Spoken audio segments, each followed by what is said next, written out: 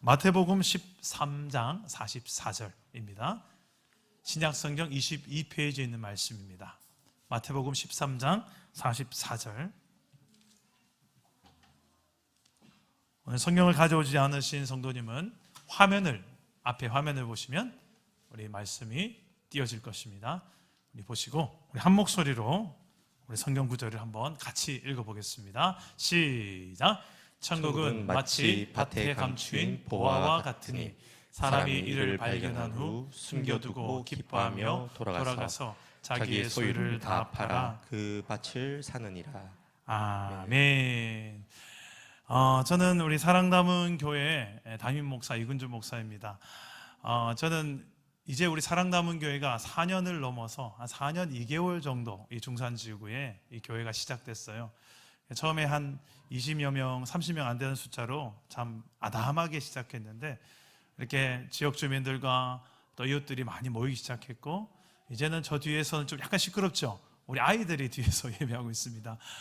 주일학교 아이들도 있고 중고등부, 청년부도 이렇게 생겨서 이렇게 교회가 이렇게 좀 모양이 만들어졌어요. 오늘 특별히 또 한 번의 이웃들이 이렇게 사랑남은 교회에 방문해 주셨는데 이 발걸음이 앞으로 계속 이어질 수 있기를 소망합니다. 예, 우리 옆에서 좀 아멘 좀 해주세요. 앞으로 계속 나오시기를 소망합니다. 네, 감사합니다. 오늘 저는 여러분들에게 천국 이야기를 좀 하려고 합니다. 여러분, 천국이 있다는 거 아세요? 천국이 있고, 천국이 있다면 반대로 뭐도 있을까요?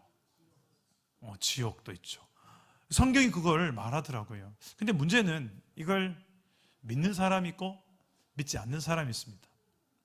믿는 사람과 믿지 않는 사람이 이 땅에서 한 80, 90살 인생을 살아가는 모양이 같을까요? 좀 다를까요? 자, 천국이 있다, 지옥이 있다고 믿는 사람이 이 땅에 살아가는 모습과 에이 그런 게 어딨노? 이렇게 살아가는 사람이 똑같을까요? 좀 다를까요? 예, 다르죠. 근데 오늘 제가 말하려는 천국은 단지 죽고 나서 가게 될 천국과 지옥 당연히 있고요. 그것만을 성경이 말하지 않고 성경을 이렇게 읽어보니까 성경이 말하는 천국은 그 이상을 의미해요. 다시 말해서 우리가 지금 살아가고 있는 오늘에 관심이 있어요. 오늘. 이미 우리는 천국 같은 가정, 천국 같은 일터, 천국 같은 내 인생을 너희는 살아갈 수 있다라고 성경은 이야기하는데 도대체 그게 무슨 말인지 성경이 그걸 말하고 있습니다.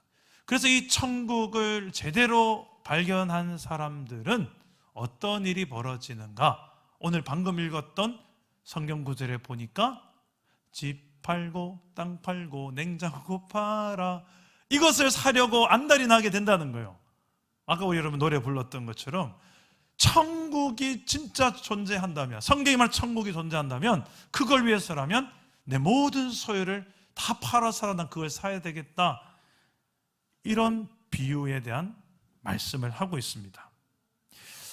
이 천국이 도대체 뭐길래 내가 지금 가지고 있는 모든 가치 있는 소유 그리고 보물, 이것보다 더 귀하단 말인가? 여러분들은 지금까지 살아오면서 무엇이 가장 귀한 것으로 여기며 살아오셨습니까? 어떤 분은 돈이요라고 할 수 있겠죠. 돈. 어떤 분은 이제 건강 아닙니까? 건강이 있어야지요. 어떤 분은 자식이 그래도 잘 돼야죠. 자식이. 아직 이제 달려갈 길이 이제 한창의 우리 청년 같은 경우에는 성공이죠. 성공. 어찌됐든 성공해야 되겠죠. 어떤 분은 명예라고 할 수 있습니다. 명예.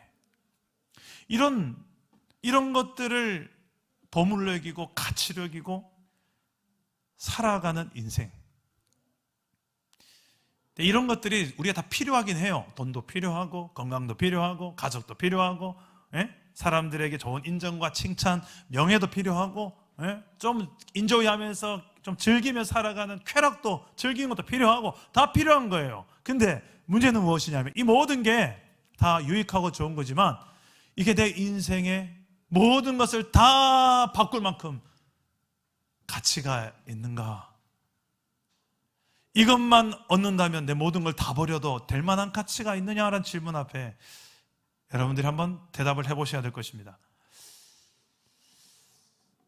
최근에 우리나라에서 유명한 연예인들이 뉴스에 마약에 대한 이야기들이 자꾸 더 나오죠. 우리나라가 이제 마약 안전지대가 아닌 것 같습니다. 이제 청소년들, 제 아내가 청소년 상담사인데 청소년 상담 사례 중에 이제 마약 사례들이 점점 늘어나고 있어요. 특히 경산 땅 예가 아닙니다.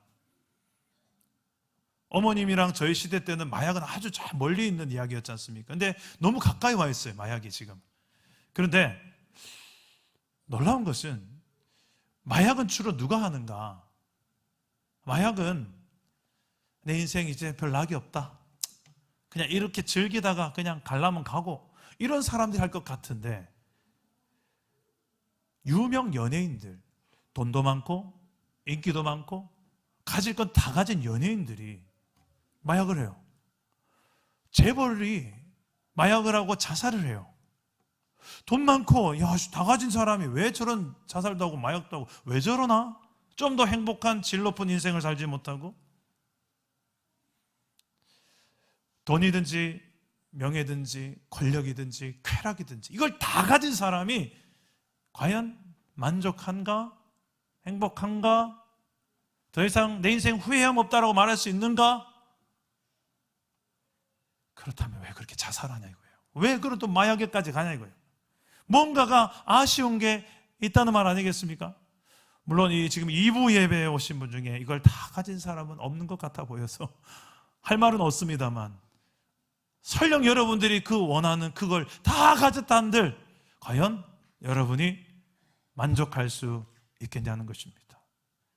나아가서 여러분들이 이제 마지막 세상에 눈을 감은 그 순간에 내 곁에 내 자식들 자손들 다 모아놓고 내 인생 전체를 걸고 너에게 얘기할게. 인생 살아보니 이게 가장 보물이더라.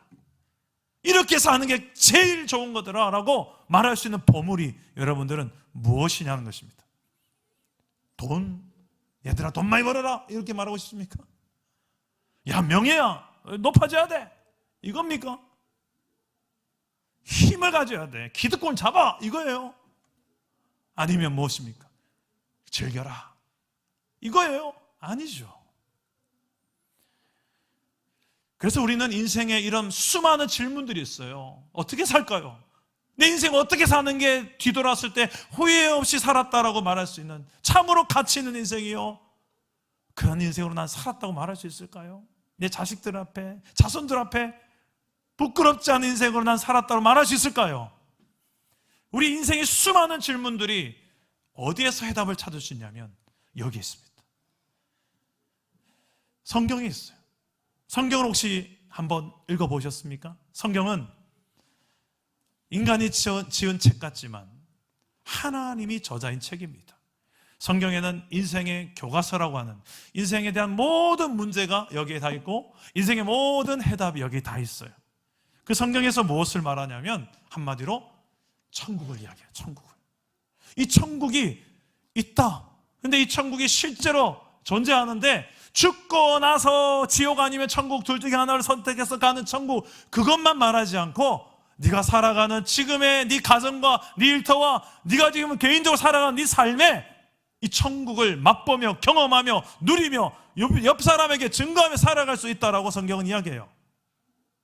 도대체 그 천국은 뭐냐? 아니 죽지도 않고 생사람이 어떻게 천국을 경험하냐? 오늘 이 천국에 대한 이야기를 좀 나눌 텐데요. 천국에는 중요한 특징 3가지가 있습니다. 이 천국의 특징을 보면 천국을 발견한 사람도 이 특징에 걸맞는 삶을 살아가요. 천국의 특징 3가지가 무엇인가? 이걸 여러분께 잘 깨달으면 나도 이런 천국을 발견할 수 있겠구나. 그리고 천국을 발견한 사람으로 이 땅에서 살아갈 수 있겠구나. 영원토록. 오늘 이 은혜가 있기를 바랍니다. 첫 번째는 천국의 특징 첫 번째 가장 중요합니다. 천국은 하나님의 은혜로 발견되고 얻는 것입니다. 따라서 한번 저를 따라서 해볼래요? 하나님의 은혜입니다. 오늘 말씀에 천국을 발견한 사람은 밭에서 발견했어요. 보물을 발견했대요. 그게 천국을 비유하는 건데 마치 밭에서 보물을 발견한 것 같이 천국은 발견되는 것이다. 여러분, 질문이 하나 있습니다. 이 사람은 밭에서 보물이 있는 줄 알았을까요? 몰랐을까요? 나는 이 밭에 보물이 있는 줄 알고 땅을 팠을까요? 모르고 땅을 팠을까요? 예, 성경 읽어보니까 모르고 판 거예요. 모르고 뭐 때문에 판지 모르겠어요. 뭐 밭을 일고다 팠는지 아니면 뭐 그 속에 뭐 숨기려고 팠는지 묘지로 쓰려고 팠는지 잘 모르겠습니다만 땅을 파다 보니 그 땅에서 뭐가 나와요? 보물이 나왔어요. 자, 이것을 세상 사람들은 뭐라고 말하냐면 우연이다. 재수네. 우연히 팠는데 거기에서 보물이 나온 것을 이제 재수라고 하죠. 재수 좋네. 근데 우리가 신앙의 관점에서 보면 이것은 하나님을 믿는 사람들은 무엇이라고 말하냐면 이건 하나님의 계획이다. 하나님의 섭리다. 하나님의 은혜다. 이런 이야기를 해요. 오늘 여러분 행복축제에 처음 오신 여러분들 왜 교회 오셨습니까? 이 질문하면 다양할 거예요. 그냥 한번 와봤어요, 목사님. 교회가 어떤지 우리 동네 교회 있다길래 와봤어요. 이런 분도 계실 것이고, 또 어떤 분은 평소에 제가 하도 교회 이야기해서 오랫동안 마음에 언젠간 가야지 하다가 이제야 왔습니다 하는 분도 있을 거예요. 그래서 저는 여러분들이 이 자리에 앉아있는 게 우연이 아니라고 생각합니다. 대중가요 중에 이런 노래가 있죠. 우리 만남은 우연이 아니야. 그것은 뭐라고요? 성경으로 이야기하면 하나님의 섭리고 하나님의 은혜고 하나님의 계획이에요. 무엇 때문에요? 바로 감추인 보물을 오늘 발견하게 하시려고요. 여러분 사랑다문께 들어오다 보면 예쁜 꽃을 보셨을 거예요. 들어오자마자 입구에 큰 예쁜 꽃이 있었고, 복도에도 보니까 무슨 나무도 있고 사진도 있고 그러죠. 근데 그 나무를 자세히 보면 그게 포도나무를 만들어 놨는데 그 열매 송이 하나에 이름이 적혀 있어요. 그 송이의 이름에 혹시 여러분의 이름이 적혀 있는지도 모릅니다. 우리 교회 나오는 우리 성도님들이 누군가 나를 통해서 이곳에 나와서 이 보물을 발견했으면 좋겠다 하는 마음으로 천국에 대한 이 보물을 여기서 발견했으면 좋겠다 해서 이름을 쓰고 거기에다 딱 붙여놓고 기도를 했던 거예요. 그 기도의 결과로 오신 분들도 분명히 있을 거라 생각합니다. 아마 그분은 오늘 수지 맞은 거예요. 오늘 이 성경의 말씀이 믿어지는 기적이 일어나게 되기를 간절히 바랍니다. 천국의 두 번째 특징은 뭐냐면 세상에서 가장 값진 보물이라는 것입니다. 여러분 세상에서 제일 비싼 보석이 얼마짜리인지 아십니까? 여러분 혹시 반지 이렇게 끼고 계신 분 있으세요? 반지 이렇게 보여주시면 제 반지가 이래봬도 100만 원짜리입니다. 이런 분 혹시 있으세요? 예. 다이아 반지가 있는데 다이아가 제일 비싼 게 얼마짜리인가 검색을 해보니까 핑크 스타 다이아몬드인데 약 800억 원. 다이아 하나가 800억 원이래요. 여러분, 이 800억 원짜리 다이아를 어느 날 내가 땅을 파다가 한 개도 아니라 막 수두룩 그 땅에 나오는 거예요. 어떻게 하시겠습니까? 어떤 분은 한 개만 들고 가도 저 평생 먹고 살겠는데요. 그렇게 욕심 없는 분이 있을까 과연? 아마도 이게 많으니까 야 이걸로 이제 덮어뒀다가 야 힘들어하는 사람도 나눠주고 교회도 세우고 선교도 하고 그런 마음 들지 않겠습니까? 그래서 일단 덮어두고 가서 내가 가진 모든 소유를 다 팔아서 그 땅을 사고 싶지 않겠습니까? 그만한 가치가 있다는 거예요. 그만한 내 모든 걸 다 팔아도 아깝지 않을 만한 가치를 성경은 바로 천국이다, 하나님 나라다라고 이야기해요.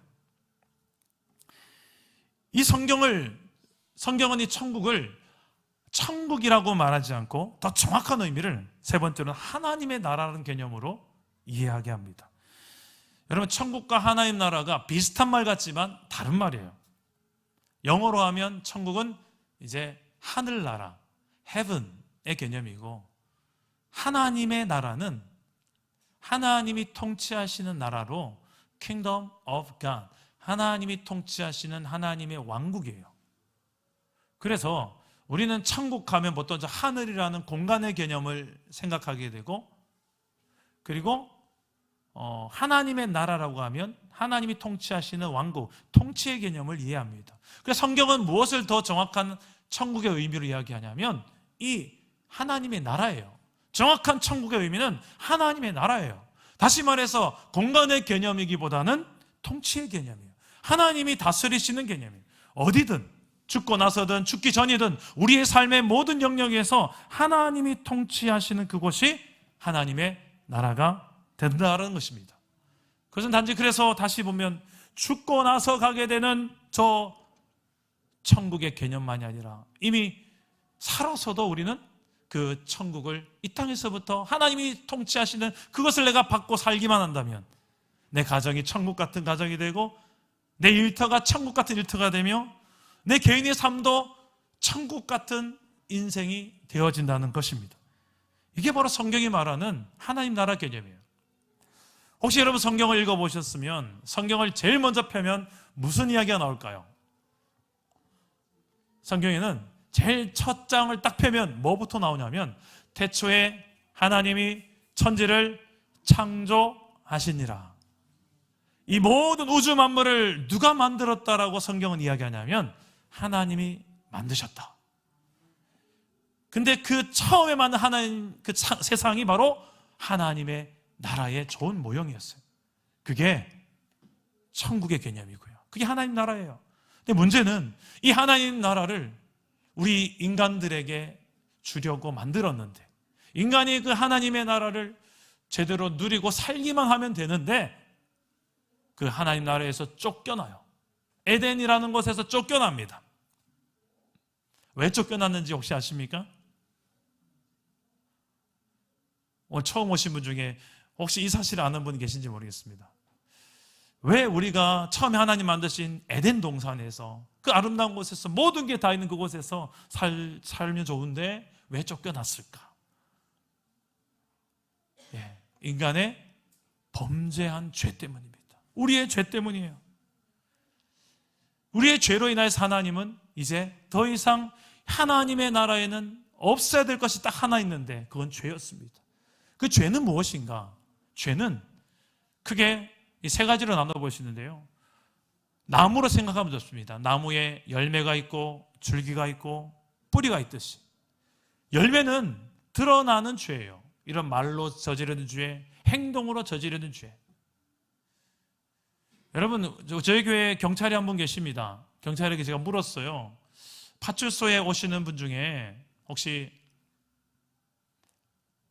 이제 다 들켜서 오시는 거죠. 그런데 파출소에 오지 않고도 죄 짓는 분이 있을까요? 물었더니 있대요. 많지요. 그러면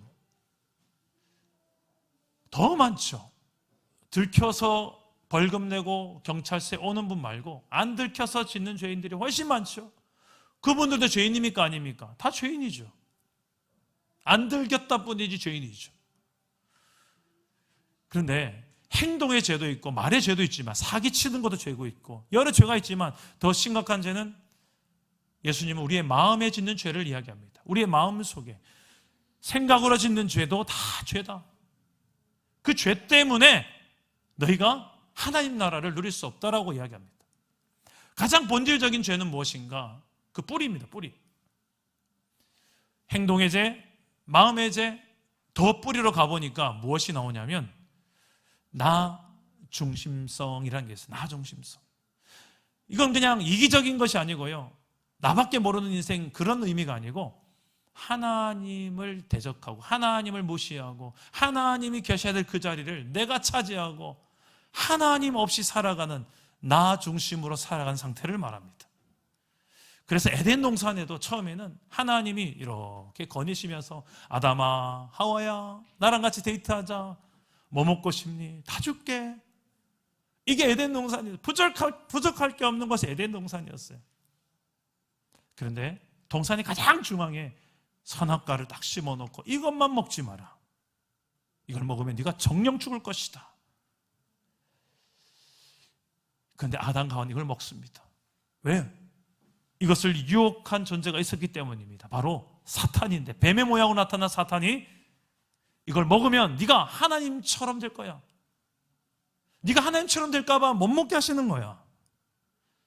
아담과 하와가 그걸 절대 먹으면 안 되지만 그걸 먹어버립니다. 먹음으로 인해서 그는 하나님처럼 되고 싶었으나 오히려 반대로 그 좋은 하나님 나라에서 쫓겨나게 되는 신세가 되고 맙니다. 그 이후로 모든 인류는, 아담과 하와의 후손은 다 죄를 안고 태어나고 죄로 인하여서 고통을 당하며 죄로 인하여서 하나님 없는 인생, 에덴에서 쫓겨난 인생을 이제 살아갈 수밖에 없게 된 것입니다. 대신에 하나님이 통치하는 세상이 아니라 어둠의 권세, 우리를 유혹했던 마귀의 권세 아래에서 살아가는 인생으로 전락하고 말았습니다. 여러분, 신앙생활, 인생을 보면요, 딱 두 종류입니다. 하나님이 통치하는 인생이든지 아니면 마귀가 통치하는 인생이든지. 하나님의 통치 안으로 들어가지 못하면요, 우리는 그냥 마귀의 밥이 될 수밖에 없어요. 실제로 영적인 세계가 존재하고 어둠의 세력들이 존재하는데 하나님만 영이 아니라 마귀도 영이라서 하나님의 통치 없는 인생은 그냥 마귀의 밥이에요. 왜 그렇게 외롭고 두렵고 허무하고 고통이고, 가족인데도 그렇게 가족 같지 않고, 열심히 살았는데 왜 내 마음엔 행복과 평안이 없고, 왜 그렇습니까? 하나님 없는 인생이라서 그렇습니다. 우리를 만드신 그 하나님, 세상을 만드신 하나님이 하나님 없이는, 하나님을 떠나서는 살 수 없는 존재로 만들었기 때문에 그렇습니다. 마치 물고기가 물 밖에 내 힘이 있다고 바닥 하고 뛰어나간 그 물고기가, 그게 힘 있는 게 아니고 자유가 아니고 머지않아 횟감이 되죠. 생선구이가 될 것입니다. 죽어요. 그건 자유도 아니고 능력도 아닙니다.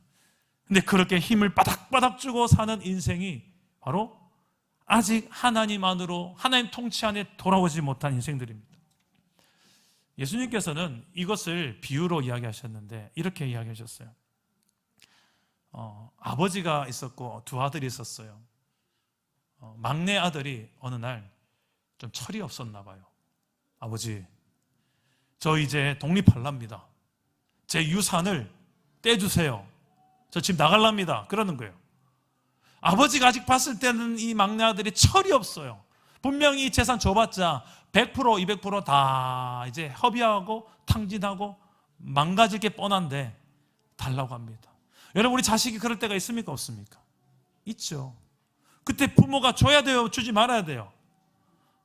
안 줘야 되는데, 근데도 부모는 자식 못 이기죠. 이 아버지가 그 유산을 떼줍니다. 그 재산을 가지고 나가지고 이제는 내 세상이다 해서 마음껏 허랑방탕하게 살아갑니다. 머지않아서 재산을 다 탕진하고 먹을 게 없으니까 이제 뭔가 일을 해야 되겠고, 돼지를 치는 일을 하는데 배가 하도 고프니까 돼지가 먹는 밥을, 이렇게 쥐염 열매라는 걸, 그걸 먹다가 쓸쓸하게 눈물이 주르르 흐르며 생각나는 한 장면이 있어요. 어떤 장면인가? 내가 아버지 집에 살았던 그때는 그래도 참 좋은 옷 입고 스테이크 먹고 돼지고기 구워 먹고 했는데, 지금은 뭐야? 돼지가 먹는 쥐염 열매를 먹고 있는 내 모습 보면서 이게 뭐냐? 처량하게 눈물 흘리면서 한 가지 다짐을 합니다. 내가 아버지 집에 다시 돌아가야 되겠다. 아버지 집에 다시 돌아가야 되겠다. 체면, 염치가 없지만 그래 돌아가야 되겠다 해서 아버지 집까지 찾아갑니다. 이제 저 앞에 아버지 집이 보이는데, 한 몇백 메터 앞에 저기 집이 보이는데 차마 발이 안 떨어져요. 왜냐고요? 얼마 전에 내가 그렇게 떵떵거리며 집을 박차고 나가면서 내가 얼마나 잘 사느냐 보여드릴게요.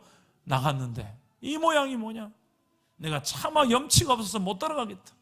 그래서 고개 쓸고 보고 일하고 있는데 갑자기 막 달려오는 새들이 막 달려와요. 누가 달려나 봤더니 저 멀리서 아버지가 내가 온 줄 알고 기다렸다는지 저 멀리서 허겁지겁 달려와서 아들아 하고 그냥 목을 껴안고 울기 시작해요. 잘했다 아들아, 잘했다 아들아. 그러면서 얼굴을 보고 또 껴안고 뽀뽀하고 껴안고, 얘들아 종을 부릅니다. 종을 불러서 내 아들을 씻겨라. 그리고 이 아들에게 걸맞는 옷을 갈아입혀라. 깨끗한 옷을 갈아입히고 너는 원래 이렇게 살아야 될 아들이었어. 너는 원래 이렇게 살아야 될 내 자식이었어 하며 그에게 잔치를 벌려줍니다. 여러분, 이 이야기가 누구 이야기입니까? 그렇죠. 우리 하나님이 오랫동안 기다렸던 아들이요 딸이 저 여러분입니다. 하나님께로 돌아왔을 때 하나님은 너 왜 그렇게 살았어? 라고 말하지 않고요, 달려와서 먼저 안아주시는 분이 있어요. 성경에 보니 그래요. 그 이유가 있습니다. 왜요? 나는 이미 너를 다 용서했다. 용서할 준비 다 하고 있다. 그래서 2000년 전에 이 땅에 하나님의 하나밖에 없는 아들 예수님을 역사적으로 이 땅에 보내주시고 십자가에 달려 죽게 하셨어요. 우리의 죄값을 대신 지고 죽음을 당하게 하셨다는 것입니다. 우리를 용서하기 위해서였어요. 그 예수님을 믿는 것만이 우리의 죄 문제를 해결할 수 있는 유일한 방법이기 때문에 그렇습니다. 우리 다 같이 따라해 봅시다. 예수님을 믿으라.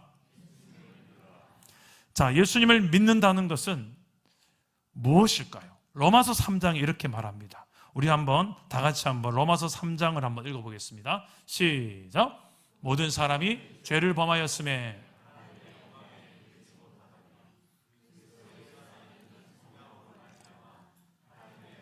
값없이 의롭다 하심을 얻은 자 되었느니라. 네, 모든 사람이 죄를 범했다고 성경은 이야기합니다. 여기 이 자리에 있는 누구도 다 죄인이라는 것입니다. 결과가 무엇입니까? 하나님의 영광에 이르지 못한다. 이게 무슨 말이냐면 아까 말했던 물고기가 물 밖에 뛰쳐나간 상태예요. 죄인이기 때문에 하나님은 죄가 없는 분이신데 그 안에서 함께 할 수 없는 거예요. 이것을 어떤 결과라고 말하냐면 죽은 상태다. 이미 죽은 것과 같은 상태다. 사망의 결과를 말합니다.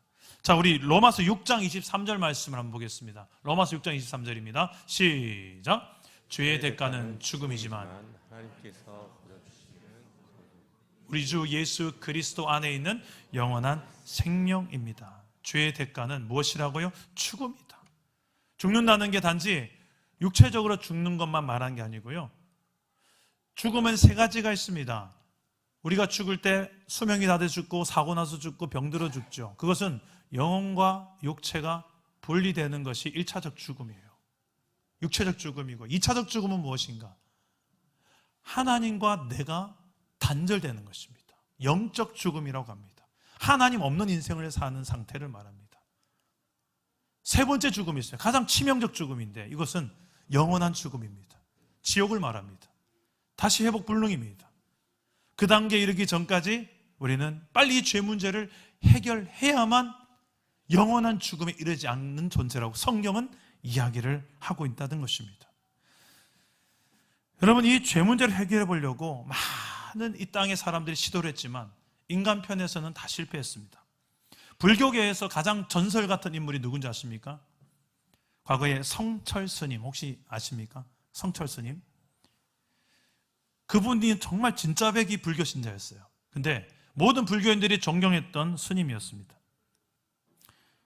그의 마지막 유언이 참 많은 의미를 남겼는데요, 이렇게 말했습니다. 내 인생을 나는 참 잘못 선택했다. 나는 지옥에 간다. 내 죄는 산보다 높고 바다보다 깊은데 내 어찌 이 죄를 감당하랴. 80년 동안 수도하고 포교했던 것이 다 헛것이로다. 우리는, 이 불교에는 구원이 없다. 왜? 죄값을 해결할 자가 없기 때문이다. 여러분, 이건 거의 성경에 기록된 이야기예요. 그런데 어떻게 불교에서 가장 존경받는 스님이 이런 이야기를 했을까? 의문입니다만 이분은 제대로 돌을 닦은 것 같긴 해요. 안타까운 것은 여기까지가 끝이라는 게 안타깝다는 거예요. 아, 인간에게는 구원이 없구나. 인간은 다 죄인이구나. 그래서 다 지옥에 갈 수밖에 없구나. 여기까지는 성경과 같아요. 그 더 중요한 후반전, 더 중요한 이야기를 왜 몰랐느냐는 거죠. 그 뒤에 무엇입니까? 그러나 구원의 길이 있다. 구원의 길이 있다. 이게 성경이 이야기하는 거예요. 불교는 비우는 종교입니다. 자기를 완전히 비우고, 그게 불교예요. 그 산에 올라가고, 그건 이유 비우려고 하는 거죠. 근데 기독교는 비우는 건 비슷합니다만 비우는 게 끝이 아니고 채우는 종교예요. 나를 완전히 예수님과 함께 십자가에 다 내가 죽었다. 나는 과거에 나는 이제 내가 아니다. 예수가 죽은 십자가가 원래 예수가 죽어야 될 십자가 아니라 내가 죽어야 될 십자가다. 내 죄 때문에 예수님이 대신 죽은 건데 내가 원래 죽어야 될 십자가에 이젠 내가 정말 예수와 함께 난 십자가에 과거에 나는 죽었다. 그게 끝이 아니고요. 이제 나는 예수님과 함께 새 사람으로 살아간다. 그 예수님을 붙드는 것이 바로 우리가 하나님의 나라, 천국을 다시 이 땅에서부터 살아가는 방법이라고 성경은 말합니다. 그래서 이 이야기를 로마서 3장에는 이렇게 말씀합니다. 우리 화면을 보시고 함께 큰 목소리를 읽어보겠습니다. 시작! 모든 사람이 죄를 범하였음에 하나님의 영광에 이르지 못하더니 그리스도 예수 안에 있는 성령으로 말미암아 하나님의 은혜로 값없이 의롭다 하심을 얻은 자 되었느니라. 아멘. 자, 이게 예수 믿는 자들이 누리는 가장 큰 복이 바로 이 구원이고 하나님 나라라는 거예요. 자, 성경에는 여러 가지 약속이 있는데 예수를 믿게 되면 반드시 너희는 이런 존재가 될 것이다 약속을 합니다. 첫째는 영생을 얻게 되는 거예요. 영생이 무엇인가? 영원한 생명이기도 하지만 하나님과 함께 사는 게 더 중요합니다. 요한복음 5장 24절 우리 한번 자막을 보시고 한번 읽어봅시다. 시작! 내가 진실로 진실로 너희에게 이르노니 내 말을 듣고 또 나 보내신 이를 믿는 자는 영생을 얻었고 심판에 이르지 아니하나니 사망에서 생명으로 옮겼느니라. 아멘. 예수님을 믿는 자는 영생을 얻는다. 그리고 두 번째는 예수를 믿으면 어떻게 되는가? 하나님의 자녀가 될 수 있습니다. 우리 요한복음 1장 12절 13절 자막을 보시고 읽어보겠습니다. 시작! 영접하는 자 곧 그 이름을 믿는 자들에게는 하나님의 자녀가 되는 권세를 주셨으니 이는 혈통으로나 육정으로나 사람의 뜻으로 나지 아니하고 오직 하나님께로부터 난 자들이니라. 아멘. 여러분, 우리가 그냥 죄인이 아니라 예수님 때문에 의인이라 하나님께 칭해 주신다고 했는데요. 그래서 예수 믿는 사람들은 영원한 생명, 천국을 얻게 되는 거예요. 근데 그게 끝이 아니라는 거예요. 그냥 죄인이라고 불러주지 않는 것만 해도 감사한데 우리를 하나님의 자녀라는 신분을 주시겠대요. 너는 이제 하나님의 딸이다, 하나님의 아들이다 라고 성경은 이야기하는 거예요. 알고 봤더니 우리는 다 하나님 나라 왕자고 공주입니다. 우리 옆 사람에게 한번 인사합시다. 몰라봐서 죄송합니다. 몰라봐서 죄송합니다. 한 번 더 인사합시다. 왕자님이셨군요. 공주님이셨군요. 분명 여러분 천국 가시면 하나님께서 그렇게 얘기하실 거예요. 잘 왔다 내 아들아 내 딸아. 그날이 올 거예요. 세 번째로 예수 믿게 되면 어떤 변화가 있는가? 성령을 선물로 받습니다. 사도행전 2장 38절이 약속하는데요. 한번 읽어봅시다. 시작! 베드로가 이르되 너희가 회개하여 각각 예수 그리스도의 이름으로 세례를 받고 죄 사함을 받으라. 그리하면 성령을 선물로 받으리라. 성령은 하나님의 영이세요. 그분은 곧 하나님이시기도 해요. 그분을 누구에게 주냐고? 예수를 믿는 자라면 누구든지 내가 너희 안에 부어주리라. 그래서 예수를 믿게 되면 그 뒤로 어떤 일이 일어나냐면 내 안에 늘 성령을 모시고 살아가는 거예요. 이제는 나 혼자 다니는 게 아니야. 내 안에 제발 떠나세요 해도 안 떠나시는 분이 있어요. 누구라고요? 성령님. 이게 확실한 증거예요. 내 안에 성령님이 계신 거예요. 설령 내가 또 예수 믿고 나서 잘못하고 실수하고 죄 짓더라도 성령님은 떠나지 않았어요. 내 안에서 뭐 하시냐면 탄식하세요. 성령 로마서에 보니까 말할 수 없는 탄식으로 우리 안에 탄식하는 분이 성령이래요. 그러면서 우리를 다시 회개하게 하시고 돌이키게 하시고 하나님의 자녀답게 살게 하시는 분이 우리 안에 성령이라는 것입니다. 또 마지막인데요, 하나님 나라를 누리게 하십니다. 예수를 믿게 되면 죽고 나서 천국만 가는 건 당연한 거고요. 이 땅에서 살아가는 우리 8, 90 인생을 천국 같은 인생, 하나님 나라를 누리게 하시는데 어떻게 해요? 하나님이 직접 통치하시는 거예요. 우리의 삶을, 가정과 일터를. 우리 누가복음 17장 20절 21절입니다. 한번 읽어봅시다. 시작. 바리새인들이 하나님의 나라가 어느 때에 임하나이까 묻거늘 예수께서 대답하여 이르시되 하나님의 나라는 볼 수 있게 임하는 것이 아니요 또 여기 있다 저기 있다고도 못하리니 하나님의 나라는 너희 안에 있느니라. 아멘. 이미 너희 안에 있다라고 예수님이 말씀하셨어요. 이상하다. 우리가 생각하는 천국은 이런 게 아닌데 우리 안에 어디 있어? 내 가정 여전히 가난하고, 내 가정 여전히 아버지 술 드시고 오시고, 폭행하시고, 부부싸움 다 어머니와 싸우시고, 애들 전쟁 같고 지옥 같은데 이게 무슨 우리 가정이, 난 교회는 다니는데 여전히 우리 가정 환경은 바뀐 게 없는데 좀 더 잘 살아줘야 되지. 좀 더 뭔가가 환경이 바뀌어야 되는 거 아닌가요? 그게 천국이 아닌가요? 사도 바울이라는 사람은 이 천국을 제대로 이해했습니다. 그래서 그는 로마서에 하나님 나라는 이런 것이다 라고 설명하는데 한번 읽어보겠습니다. 로마서 14장 17절 읽어봅시다. 시작. 하나님의 나라는 먹는 것과 마시는 것이 아니요 오직 성령 안에 있는 의와 평강과 희락이라. 우리는 잘 먹고 잘 사는 게 천국이라고 생각하지만 사도 바울은 그게 아니거든. 그게 아니고 잘 먹고 잘 살고 이 땅에서 좀 더 나은 가치를 많이 누리고 사는, 그게 천국의 개념이 아니고 성령 안에서, 우리 안에 예수 믿는 자 안에 거하시는 성령 따라서 살아가는 삶, 그분에게 순종하는 삶, 그분의 생각대로, 내 생각이 아니라 그분의 생각대로 기꺼이 살아갈 때 누릴 수 있는 게 천국이다, 하나님 나라다. 그 증거가 무엇인가? 의와 평강과 희락을 네가 누리게 될 것이다. 하나님이 의롭다라고 얘기하시는 기준이 뭔지를 알게 돼요. 그 사람은 세상적 기준의 의하고는 차원이 다른 의로운 삶을 살게 되고요. 평강, 환경은 어려워 힘들 수 있어요. 그런데 이 마음의 평강은 어떻게 뺏어갈 수 없는 평강이, 초월적 평강이 있어요.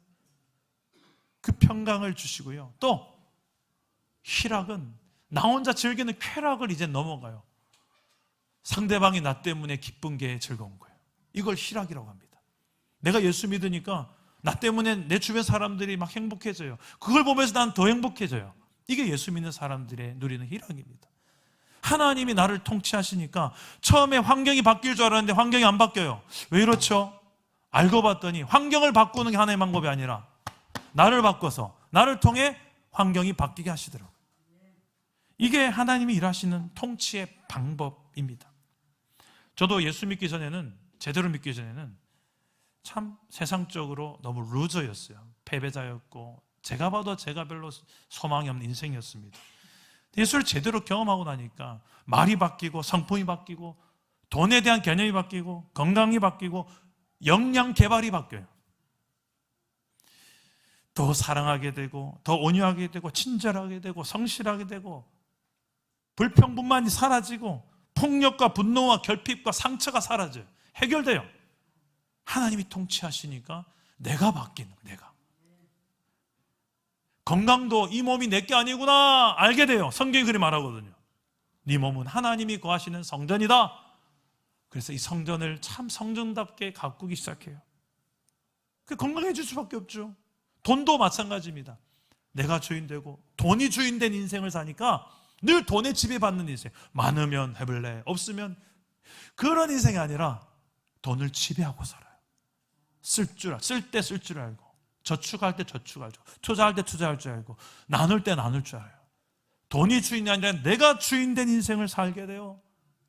그런 인생이 하나님 돈을 더 부어주세요. 또 이런 경험을 해보셔야 됩니다. 그리고 이 모든 것들을 내가 더 잘 경영하고 관리할 수 있도록 나의 역량을 개발하게 하십니다. 성장하게 하세요. 제 인생에도 그런 일들이 22살 때부터 본격적으로 일어났어요. 그래서 저는 참 가난했고, 아버지가 목회자다 보니, 개척교회 목회자다 보니 가난했고 참 세상에서 별 볼 일 없는 사람이었는데 하나님을 제대로 경험하고 만나고 이제 그분이 내 인생의 주인 되고 그분이 다스리는 하나님 나라를 이 땅에서 살기 시작하니까 내 삶이 바뀌어요. 정말 무섭도록 공부하게 하시고요. 공부가 재밌어졌어요. 제 인생의 참 큰 기적 중에 하나인데, 늘 도서관에 살았고 또 혼자서 하나님 앞에 예배하는 게 너무 행복한 거예요. 몇 시간이고 불 꺼놓고 피아노 앞에 서서 하나님 찬양하는 게 시간의 허비가 아니더라고요. 하나님을 예배하고 만나는 게 내 최고의 가치가 되더라고요. 몇 변화들이 일어나요, 제 삶에. 그리고 내 힘으로 감당할 수 없는 일들을 막 하나님께 시키시는데 이게 가능해요. 또 이루어져요.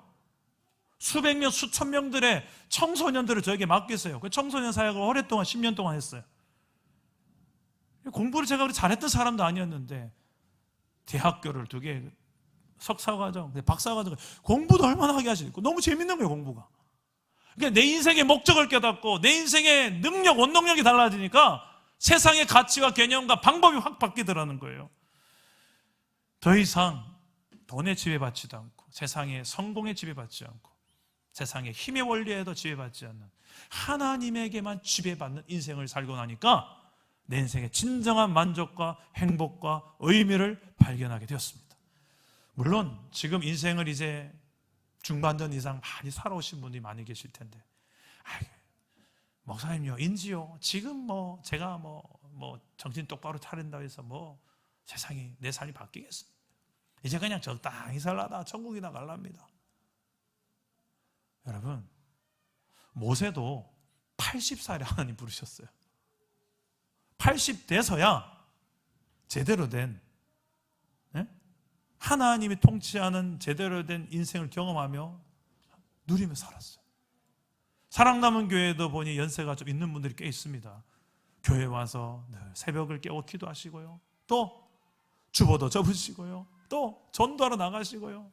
솔직히 우리 젊은 분들이 부끄러울 정도예요. 어디서 저런 힘이 났는지 참 존경스럽고, 여러분 절대 늦지 않았습니다. 지금이라도, 오늘이 기회입니다. 정말 가치 있는 인생, 내 인생의 보물이 이 땅에 썩어 없어질 것들, 죽고 나면 다 그냥 땅에 파묻고 가야 될 그런 것들 위해서 사는 인생이 아니라 영원히 썩지 않을 가치, 천국, 하나님의 나라, 그 하나님을 위해서 한번 멋지게 한번 살아보라고 우리에게 예수님에 대한 이야기를 들려주시는 거고요, 그분의 십자가와 그분의 부활에 대한 이야기가 오늘 여러분 귀에 들려진 줄 믿어지기를 주님의 이름으로 축복합니다.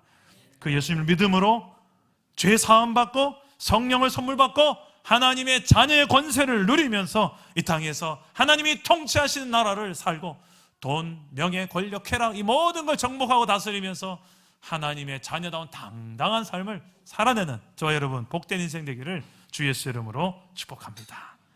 우리 함께 찬양하고 함께 기도할 텐데요, 내 영혼이 은총 입어, 우리 함께 찬양하겠습니다.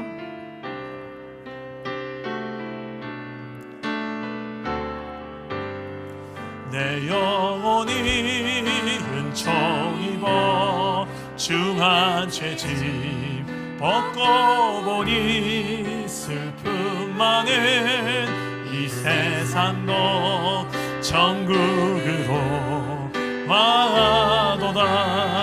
할렐루야 찬양하세. 내 모든 죄 사함 받고 주 예수와 동행하니 그 어디나 하늘나라 주의 얼굴 뵙기 전에 멀리 되던 하늘나라 내 맘속에 이루어지니 날로 날로 가깝도 할렐루야 할렐루야 찬양하세. 내 모든 죄 사함 받고 주 예수와 동행하니 그 어디나 하늘 높은 산이나 높은 산이 거친들이 조막이나 궁궐이나 내 주 예수 모신 곳이 그 어디나 하늘 할렐루야 할렐루야